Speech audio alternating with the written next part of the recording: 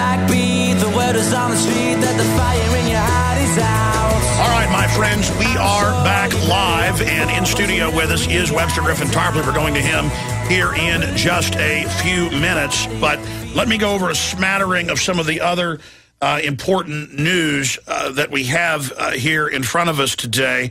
The reason I went over the tornadoes and talked about the honeybees killing more people than terrorists every year is because we need to understand that A, the government can't protect us, B, won't protect us, and has no intention of protecting us. It's all about a psychological idea that we're children and that we've got to be taken care of by these people, and that somehow, I mean, I see Rick Perry begging the feds for help with the wildfires, and certainly the Army, the military, the federal government does have more resources per capita than Texas. Why? Why have we been emasculated? Why have we had our tax money taken and then a paltry amount of assistance sent back instead of keeping most of our money here and having local control? You see, that's the issue. You don't give a man fish, you teach a man how to fish. Well, the globalists don't want you knowing how to fish. And they don't want you having currency and credit. They want you economically disheveled so that you are beholden to them. You go back hundreds of years to sharecroppers. Economically, many historians wrote that and studied that they were worse off than black slaves here in the U.S. because the slave was supposedly property. You wanted to keep them alive. Sharecroppers died of malnutrition many times in bad years. And they had to sign a contract to buy their clothes, their sugar, their flour, everything from the company store. You've heard the song, I Owe My Soul to the Company Store. When the blacks got supposedly free after the Civil War, many of them just became the lowest rung of the sharecroppers. Most Americans have ancestors who came over here as white slaves. Oh, it was only a 7-year indentured servitude, but you generally never got off of the plantation.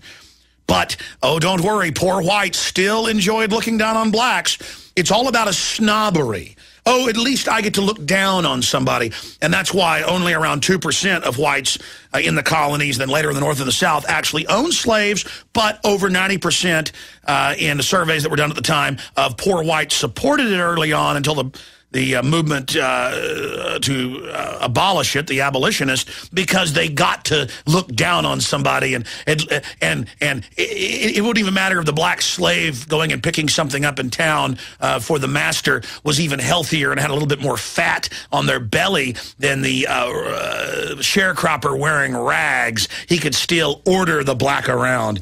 And again, this is all what you see at the country clubs and what you see in cliques in schools. Humans love tribal hierarchies, and the TSA and the government system and the corporate system gives them all these little power-tripping hierarchies to feed on people and to perch on top of them and control them.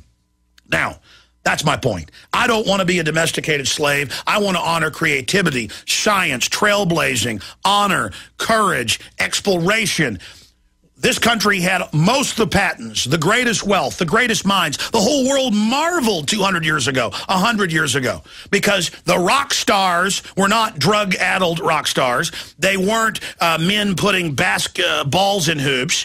They weren't soccer players. That was a thing for youngsters. No.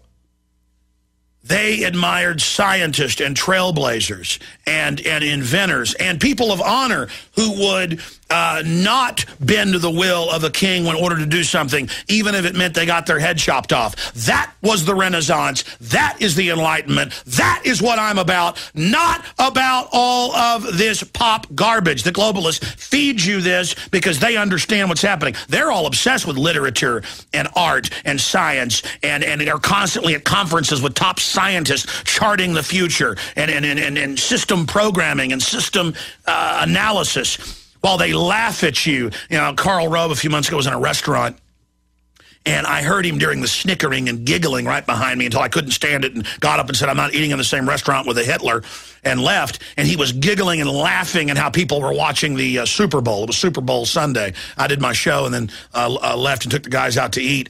And I heard him making fun of the little people watching their football. I heard that snickering behind me. Oh, but meanwhile, he'll go to an NFL game with George W. Bush, and he likes the team to make you think he's one of you. No, he's not one of you.